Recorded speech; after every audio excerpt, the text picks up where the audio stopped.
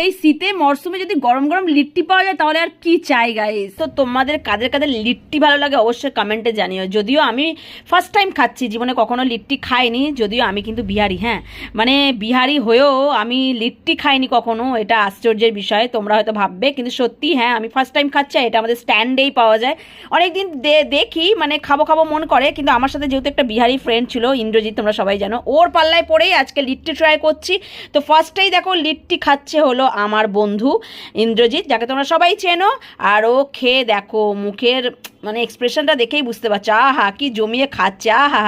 তারপরে আমিও ওকে দেখে থাকতে না পেরে জমিয়ে একদম একটা বাইট মুখে দিয়ে দিলাম, দেখলাম সত্যি খুবই ভালো খেতে, খারাপ নয়, নো ডাউট। তোমরা কিন্তু স্ট্যান্ডে এলে অবশ্যই ট্রাই করে দেখতে পারো। স্ট্যান্ডে এই দাদার অনেক পুরনো দোকান, আমি যেহেতু কখনো খাইনি তাই সেইভাবে কখনো খেয়াল করে ওটা হয়নি, বাট আজ 31st নাইটে আমি স্ট্যান্ডে এসে ট্রাই করেই নিলাম লিট্টি। দেখতে পাচ্ছ এই যে